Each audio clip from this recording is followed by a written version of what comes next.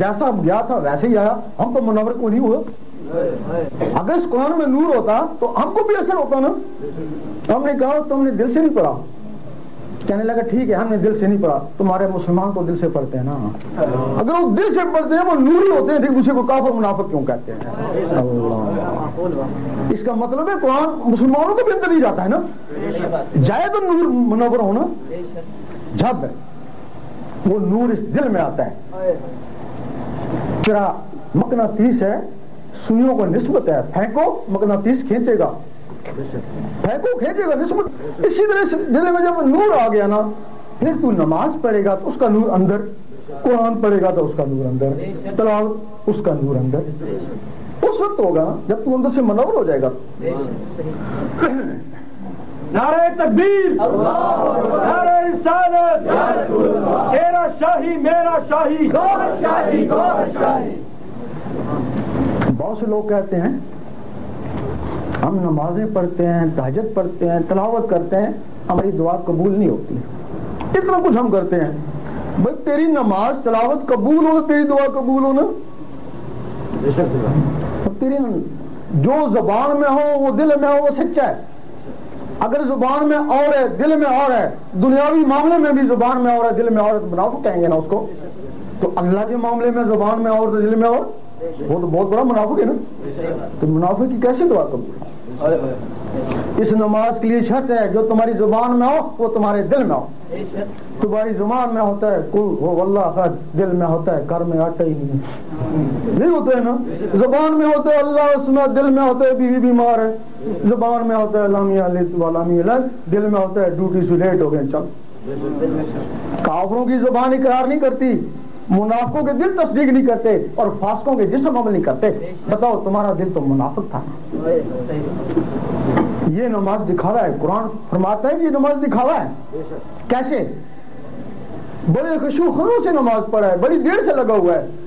لوگ کہہ رہے ہیں بڑی دیر سے بڑے خشوع خضوع سے نماز پڑھا ہے. اللہ تعالیٰ فرماتا نہیں، نہ عملوں کو دیکھتا ہوں، نہ شکلوں کو، نہ میں اس کی داڑھی کو دیکھتا ہوں، نہ اس کے سجدے کو، میں اس کے قلب اور نیت کو دیکھتا ہوں. جس کو دنیا دیکھتی ہے اس میں وہ شعر ہے، جس کو اللہ دیکھتا ہے اس میں کاروبار ہے. تو یہ نماز سے دکھاوا، یہ نہ ساری عمر پڑھتے رہو نا. اس نماز کو نماز سنت بولتے ہیں. اور وہ جو نماز حقیقت ہے جو مومن کا معراج ہے، مسلمان کا معراج نہیں، مومن کا معراج ہے. پہلے مومن بننا ہے. اس کے لیے سب سے پہلے اللہ اللہ سیکھنی پڑتی ہے. دل کی دھڑکنوں کو اللہ اللہ میں لگاتے ہیں. یہ تمہارا پہلا لفظ ہے قرآن کا، الف لام میم.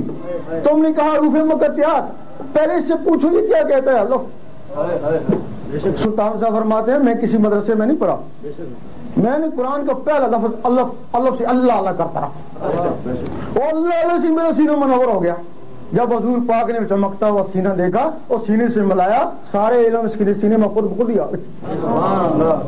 الف سے اللہ اللہ کر ہے. اگر اس کی جلالت سے ڈرتا ہے تو لام سے لا الہ الا اللہ ہی پڑھے. اگر اس کی بھی توفیق نہیں ہے تو میم سے محمد رسول اللہ پڑھتا رہے، اسی سے پالے گا. ورنہ پھر کتاب میں لگا رہے، پتہ نہیں کتاب تجھے گمراہ کرے یا ہدایت دے. الف لام میم ذکوریت ہے، یہ طریقت والے ہوتے ہیں. آگے ذالک الکتاب یہ شریعت والے ہوتے ہیں. ایک بزرگ تھے حضرت عبداللہ ابن مبارک امروزی، انہوں نے طریقت والوں کو ذکوریت کے ذریعے سدھارا اور زبان والوں کو شریعت کے ذریعے سدھارا. اب کوئی اللہ کو گاڈ کہتا ہے، کوئی پرماتما کہتا ہے، کوئی خدا کہتا ہے، کوئی رب کہتا ہے، کئی اس کے نام ہیں. ہر مذہب والے اپنی اپنی زبان سے پکارتے ہیں. لیکن اگر کوئی مذہب میں ہے یا غیر مذہب ہے، اگر اس کو وہ اللہ کا راستہ مل جائے تو وہ تو اللہ تک پہنچ جائے گا. اس نے تو سارے بنایا نا جی، انسان سارے اسی نے بنایا ہے نا. اللہ کا جو اپنا نام ہے، اللہ کی زبان نہ اردو ہے، نہ عربی ہے، نہ فارسی ہے، نہ انگریزی ہے. اللہ کی زبان سریانی ہے. وہ جو فرشتوں سے بات کرتا ہے سریانی زبان میں بات کرتا ہے. اس سریانی زبان میں اس کو اللہ کہتے ہیں. سریانی زبان میں اس کو اللہ کہتے ہیں. آپ کوئی بھی جس بھی مذہب سے ہے بس اللہ اللہ کو پکارنا شروع کر دے. اگر یا رحمانوں کا ذکر کریں گے اس کے رحم تک پہنچے گے نا, یا کریموں کا ذکر کریں گے اس کے کرم تک پہنچے گے نا, تو اللہ اللہ کریں گے تو اللہ تک پہنچے گا. موسیٰ علیہ السلام اور ان کی امت یا رحمانوں کا ذکر کرتی ہے. عیسیٰ علیہ السلام یا قدوسو, سلیمان علیہ السلام یا وہابو, داؤد علیہ السلام یا ودودو, باقی نبی اپنے اولو العزم مرسل کا کلمہ پڑھتے. ایک دن موسیٰ علیہ السلام نے کہا اللہ دیدار دے, جواب آیا تاب نہیں ہے.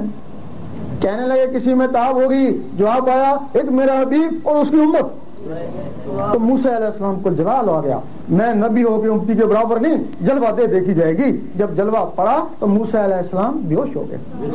اب کیا ہو جائے کہ موسیٰ علیہ السلام اس دنیا میں کوتور میں بیہوش ہوئے اور حضور پاک سامنے جا کے مسکرائے. موسیٰ علیہ السلام کے جسم میں یا رحمانوں کا صفاتی نور تھا, وہ ذات کی تاب نہ لا سکے.